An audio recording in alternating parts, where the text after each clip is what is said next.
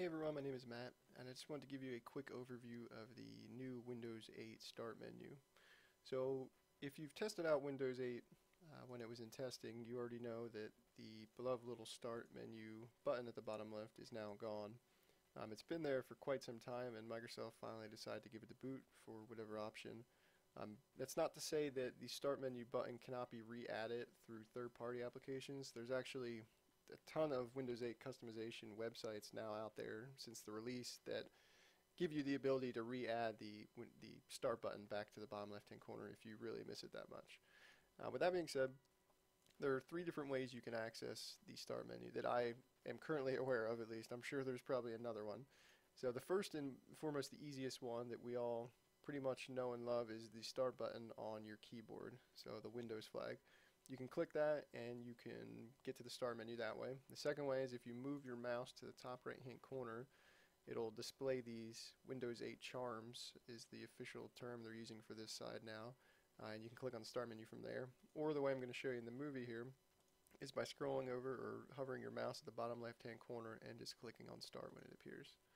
So once you click on start, you're given the tiles here, and it's very similar to how you would see the start menu on Windows 7 or Windows XP. You're really just showing all programs, so start all programs. However, you can customize it, which is the difference. So once you get a Windows 8 machine, the first stuff that is shown here is all of your programs. So you have to manually remove anything that you don't want here. So obviously, these are not all the programs installed on my computer. I've pretty much removed everything except for the programs that I use on a daily basis. By the way, this is called, I think, the Windows 8 interface now. If you ever hear the term Metro thrown around, Microsoft was trying to coin that term, but I think someone else copyrighted it and they threatened Microsoft, so they ditched it, and this is now called either Windows 8 Tiles or Interface. I'll have to double check, but if you hear the term Metro, this is what they're talking about. So once you're in the start menu, it's pretty simple to add and remove things. If you want to remove something that you don't like, and there's a bunch of widgets pre-installed here, and I've only kept two of them, so the news and weather. Say I don't want the weather one anymore, I just right click on it, and I can unpin it from my start menu. It's as simple as that. If you want to add something to your start menu, you either find the program that was already here or on your desktop, or you can just simply start searching for the program. So I have Microsoft Word, Outlook, Excel, and Access already here. So I'm missing PowerPoint. So I forgot to add PowerPoint. Well, the easiest thing to do from the start menu, and there's no real indication that you can do this, is you can just start typing, just like you could on Windows 7. There's no real search bar, but if you just start typing, it'll start bringing up results. So the neat thing about the search now is in Windows 7, it would kind of just give you everything. You know, here's all the programs, files, features, whatever, that are related to PowerPoint.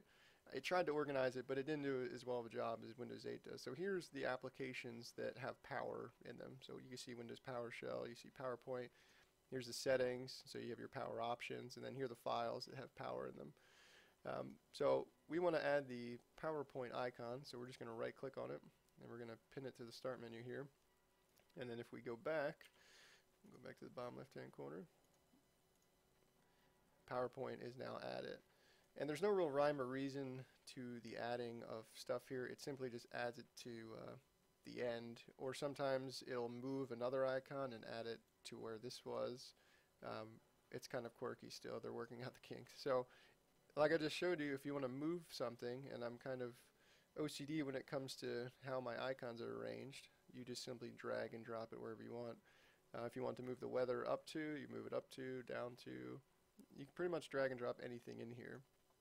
So if you don't want to search, say you don't remember the name of the program, which would be interesting, but you say you want to see all the applications on your computer, you can simply right click on any application in the tile, and this button on the bottom right here that shows you all apps will show you every application on your computer.